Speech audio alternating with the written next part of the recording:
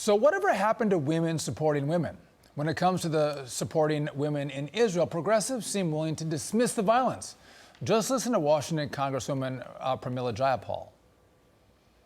With respect, I was just asking about the women, and you turned it back to Israel.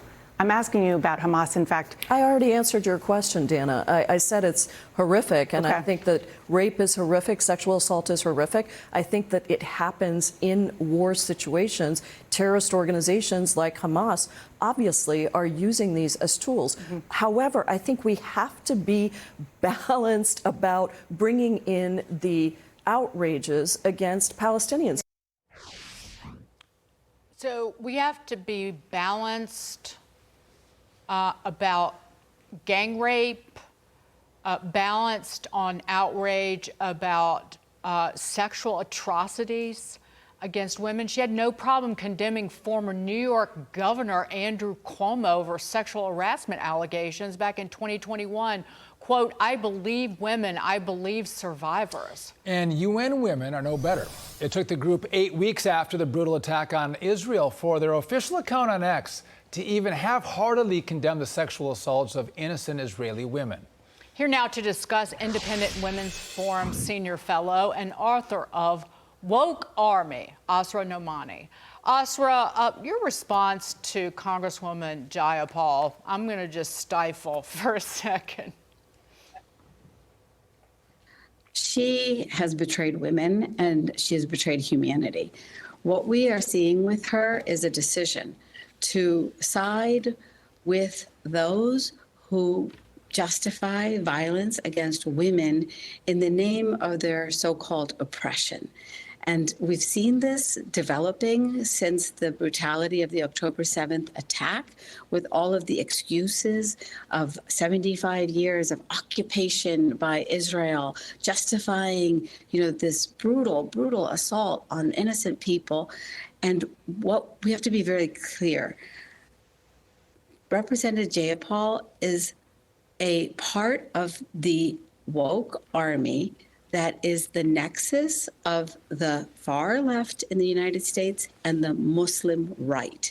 They have been working her for years so that they will get from her mouth just that kind of ridiculous, awful betrayal of humanity.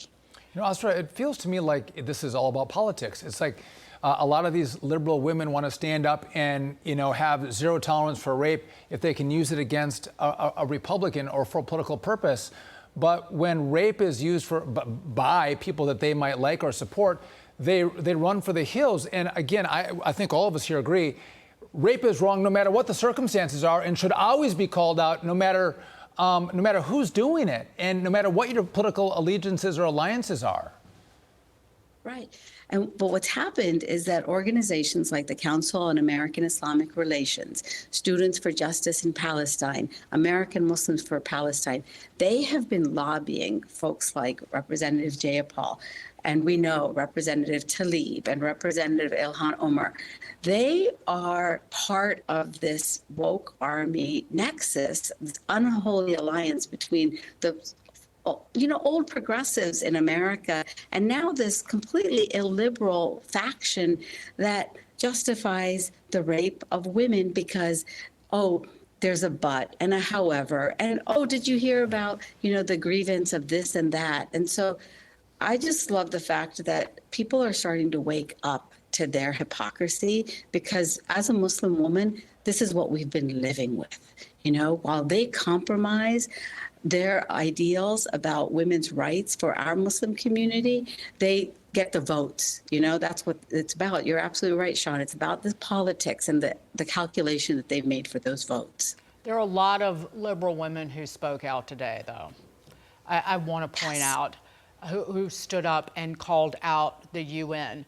But with the UN taking 8 weeks after the October 7th massacre to speak up on behalf of women.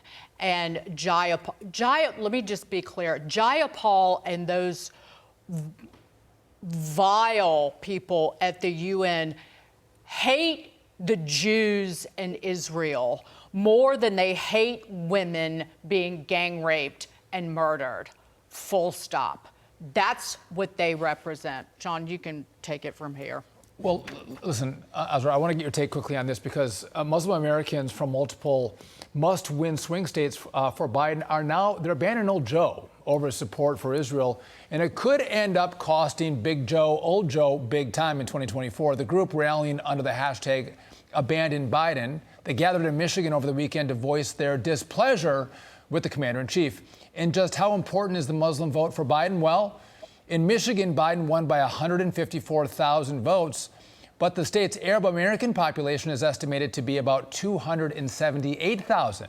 And you can see at the chart there, he runs into a similar problem both in Georgia and in Arizona. So, Asra, what kind of problem does this have for Joe Biden in regard to the Muslim vote, which have been reliable Democrat Biden voters bailing on him in these really close states in the 2024 election?